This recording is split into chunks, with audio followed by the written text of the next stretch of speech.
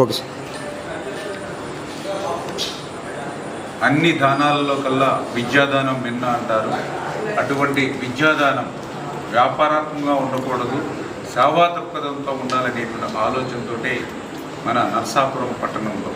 సూర్య విద్యా సంస్థ, మన ఘంటసాల బ్రహ్మాజీ ఒక సేవా దృక్పథంతో నెలకొల్పి ఒక అత్యున్నతమైనటువంటి విద్యను అందిస్తూ మంచి ర్యాంకులు ఈరోజు రాష్ట్ర వ్యాప్తంగా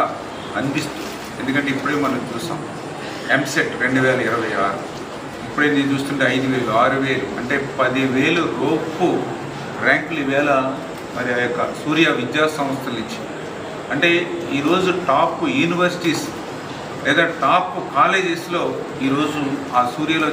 ఈ ఎంసెట్ ప్రిపేర్ అయ్యి ఇంటర్మీడియట్ ప్రిపేర్ అయినటువంటి వారందరికీ కూడా ఈరోజు సీట్లు ర్యాంకులు సాధించారని అంటే ఆ యొక్క విద్యా సంస్థ ఆ యొక్క విద్యార్థులకు నేర్పినటువంటి ఆ యొక్క చదువు ఒక్క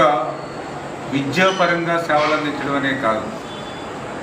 ఏదైతే ఈ యొక్క కాలేజీకి సంబంధించినటువంటి పిల్లలు, ఎందుకు ఈ మాట చెప్తూ ఉన్నానంటే ఏనుగువాన్ లంక మా కాన్స్టిట్యున్సీకి సంబంధించి తల్లిదండ్రుల్ని కోల్పోయినటువంటి పిల్లలుంటే వాళ్ళకి దాతలు నా స్వశక్తితో నేను కూడా శ్రమదానం చేసి వాళ్ళకి ఒక చిన్న గృహాన్ని నిర్మించాం. ఆ పిల్లలు ఆ ఇంటర్మీడియట్ చదువుకోవడానికి వచ్చినటువంటి దశలో వాళ్ళకి ఆలనా పాలనా లేనటువంటి స్థితిలో నేను బ్రహ్మాజీకి ఫోన్ చేసి అన్నదమ్ములు అంటే పాప బాబు ఇద్దరికి కూడా సీట్లు ఫ్రీగా ఇమ్మని చెప్పడం. ఆ ఫ్రీగా సీట్లనే కాదు, వాళ్ళు ట్రాన్స్పోర్టేషన్, ఎందుకంటే ఏనుగువాళ్ళకి రోజు బస్సు, ఆ ట్రాన్స్పోర్టేషన్ కూడా లేకుండా వాళ్ళకి అవకాశం ఇమ్మని చెప్తే మారు మాట్లాడకుండా లేదు సార్ ఖచ్చితంగా అటువంటి పిల్లల్ని మనం చదివించాలి, వాళ్ళకి డబ్బులు లేవని వాళ్ళ చదువు ఆగడానికి వీలు లేదు అనే మాట మాట్లాడి ఇద్దరి పిల్లలకి కూడా ఫీజే కాదు బస్సు సంబంధించినటువంటి ఛార్జెస్ కూడా లేకుండా మరి వాళ్ళని చదివిస్తుంది. ఈ రకంగా ఒక నాణ్యమైనటువంటి విద్యను, విలువలతో కూడినటువంటి విద్యను సూర్య సంస్థ ద్వారా అందించడమే కాకుండా ఈ రకంగా